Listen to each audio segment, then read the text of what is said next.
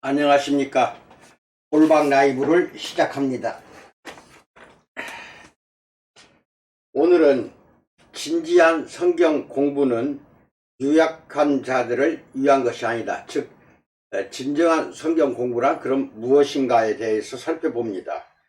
성경 읽기가 있고 성경 암송이 있습니다. 두 가지 다 매우 소중한 것입니다. 우리는 흔히 거기까지는 늘 신자들에게도 성경을 읽어라, 성경 암송해라, 또 과제를 내주기도 하고 읽고 오고 암송하도록 그렇게 합니다. 그것이 성경 공부로 생각하면 착각입니다. 두 가지 다 성경 읽기와 성경 암송은 공부가 아닙니다. 성경 공부가. 그것을 구분하시면서 듣기 바랍니다. 성경 본문과 진지하게 교류하는 고된 작업, 본문과 이제 교류하는 겁니다. 본문. 즉 우리가 성경 연구 또는 성경 공부라고 부르는 활동에 대해 학문적 수준에서 언급할 때 가장 선호하는 업적 중 하나를 꼽자면 바로 헬라어 사전 편찬자 프레드릭 윌리엄 댕커 박사의 연구입니다. 댕커는 학자로서의 작업은 유약한 겁쟁이들이 감당할 만한 것이 아니다. 학자로서의 작업은 유약한 사람들은 감당 못한다는 것입니다. 이런 말을 유명한 말을 남겼습니다. 댕커의 말은 옳습니다. 나는 누군가 반드시 했어야 하는 지당한 말을 댕커가 기꺼이 언급한 것에 대해 고맙게 생각합니다. 진지한 성경 공부에 대해 진실을 말하자면 그것은 결코 쉬운 작업이 아니라는 것입니다. 본문이 실제로 무엇을 의미하는지 또는 아마도 무엇을 의미하는지 그리고 왜 그런 의미인지를 파악하기 위해서는 상당한 시간과 꾸준한 노력이 투입되어야 하며 대개 한 본문에만 며칠, 몇 주 또는 몇 달이 소요되기도 합니다. 만일 자신에게 성경 공부에 효과가 없는 것 같이 느껴진다면 제대로 하고 있는 것이 아니기 때문일 것입니다. 나는 진지하게 성경을 공부해야 한다고 말하는 것이 어떤 사람에게는 마치 성경 공부의 즐거움을 빼앗는 것처럼 여겨진다는 사실을 알고 있습니다. 그러나 성경 공부를 통해 기쁨을 얻는 것과 성경 공부를 통해 한 차원 높은 수준의 배움을 얻는 것을 구분하고 둘 사이에서 어느 하나만을 선택해야 한다고 생각한다면 그것은 큰 오해가 됩니다. 어떤 일에 능숙하거나 또는 어떤 주제를 깊이 통달하는 것을 즐길 줄 아는 사람입니다. 통달하고 있는 사람은 그만한 노력을 기울였기 때문에 자신이 통달한 것을 즐길 줄 아는 사람입니다. 악기 연주에 능숙해지는 것이나 전문 요리사가 되는 것 또는 야구선수로서 골든글러브를 수상하는 것 등 어느 분야든지 최고의 자리에 오른 사람들은 수천 시간의 노력 끝에 그런 경지에 도달했습니다. 그들에게 다른 방도는 없었습니다. 성경 공부라는 분야에서 그와 마찬가지의 수준에 도달한 사람들 역시 그만한 대가를 치렀습니다. 그들은 고된 수고가 따른다는 이유로 성경 공부를 포기하지 않은 확신의 사람들입니다. 그들은 결코 유약한 겁쟁이들이 아닙니다. 자신에게 만족을 주는 그 어떤 것보다 성경을 더 잘 알길 진정 원하는가요? 우리가 소위 하나님의 말씀이라 부르는 이 성경에 대해 정말로 깊은 통찰을 얻기를 원합니까? 그렇다면 몇 가지 유념해야 할 사항이 있습니다. 첫 번째, 성경 공부는 영적으로 고취되기 위한 것이 아니다에 대해서 알아봅니다. 먼저 가장 명백한 것부터 말해보겠습니다. 누구든지 성경이 인류를 향한 하나님의 메시지라고 참으로 믿는 사람이라면 하나님이 우리를 계속해서 사랑으로 돌보시는 이유와 그 방식에 대해 시시때때로 경이로움과 기쁨을 경험하게 될 것입니다. 성경에 담겨있는 영적인 함의를 정말로 이해하는 사람에게는 당연한 일입니다. 따라서 여기서 우리의 어떤 감정적인 반응이 성경과의 심도 깊은 교류와 상충되는 것이라 주장하려는 것은 아닙니다. 하지만 당신이 특정한 방식으로 어떤 교감이나 기분만을 느끼려 하거나 영적으로 더욱 고취되고 싶어 성경을 공부한다면 당신의 성경 공부는 지나치게 자기 중심적이게 될 것이라는 사실을 지적하고자 합니다. 우리는 성경 어느 곳에서도 어떤 특별한 기분을 경험하기 위해 성경을 연구해 보라는 식의 가르침을 찾을 수 없습니다.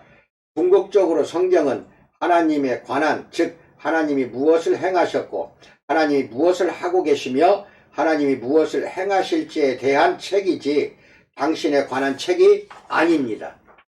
성경 공부를 하는 동안 당신의 이야기, 즉 그리고 당신의 문제 해결에 집착하고 있다면 정작 성경이 들려주는 하나님에 관한 이야기에는 결코 감화되지 못할 것입니다. 물론 하나님의 이야기를 깨닫고 이해하다 보면 결국 당신의 문제에 다가가게 될 수도 있습니다. 그러나 그 반대의 경우는 없습니다. 자기 치유, 셀프 테라피의 형태를 뛰어넘는 진지한 성경 공부는 영감된 성경 본문을 숙달하는 작업과 직결됩니다. 당신은 이 일을 정말로 원하거나 반대하거나 둘 중 하나일 것입니다. 이런 공부를 정말로 원한다면 기꺼이 시간을 들여야 하고 자신의 공부와 사고의 과정을 지속적으로 점검하고 평가하는 노력에 진력해야 합니다. 두 번째, 세부적인 사안에 주목하고 명확하게 사고하는 것은 예수님을 사랑하는 것과 배치되지 않는다에 대해서 알아봅니다. 나는 신앙인의 길에 접어든 직후부터 성경을 배우는 일에 완전히 사로잡혔었습니다. 질문들을 제기했고 답변들의 귀를 기울였습니다. 그리고 더 많은 질문들을 추적해 갔습니다. 때때로 나의 이런 행동에 사람들이 짜증을 내기도 했습니다. 심지어 교회와 가정에서 진행되는 성경 공부 시간에 내가 성경에 너무 집착한다는 이유로 꾸지람을 들었던 적도 몇 차례 기억납니다. 그 결과 당시에 나는 성경 공부의 참된 목적이 예수님을 배우고 어떻게 그분을 따를 것인지를 더 깨닫는 것에 있다는 얘기를 들어야 했습니다. 그때 나는 그런 의견에 동의하지 않았고 지금도 마찬가지입니다. 생리 중인 여인이 부정하다고 여겨지는 이유, 레위기 15장 19절로 24절과 우림과 둠밈이 무엇인지에 대한 설명, 출애굽기 28장 30절, 그리고 몇몇 영역본의 요한복음 5장 4절이 포함되어 있지 않은 이유 등은 예수님과 아무 관련이 없는 내용입니다.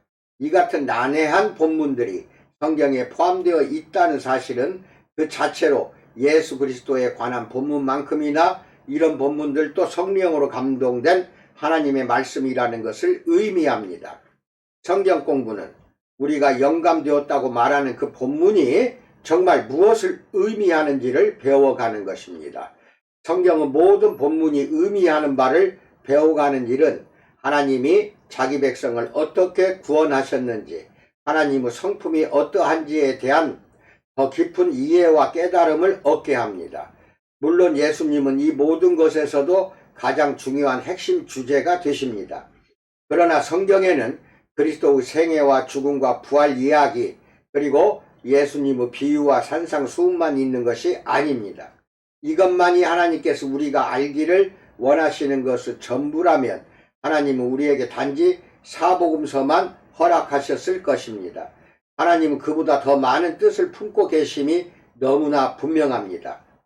세 번째, 성령의 인도하심은 컨닝 페이퍼처럼 사용하라고 주신 것이 아니다에 대해서 알아봅니다.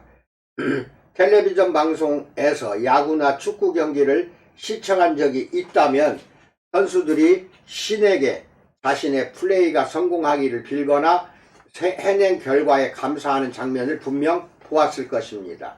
선수들이 홈플레이트를 밟으면서 또는 터치다운 하면서 손가락으로 하늘을 가리키는 모습은 쉽게 볼 수 있습니다.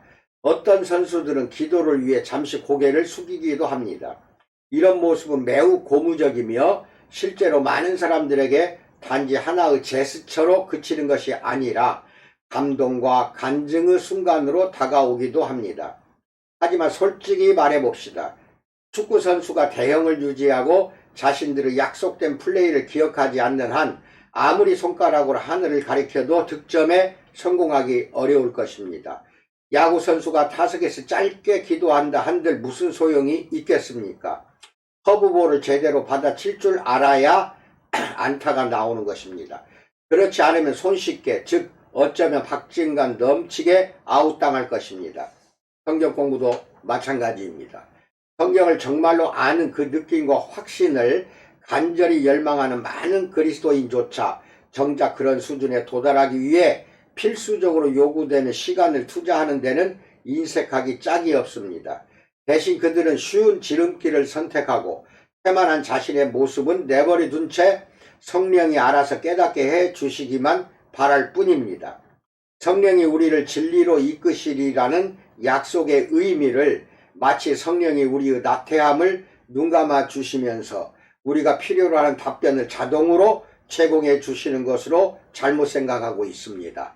정삼위 하나님이신 성령 하나님은 기말고사 시험 시간에 우리 옆에 앉아 자신의 답안지를 몰래 보여주는 학창시절의 그런 친구가 아닙니다.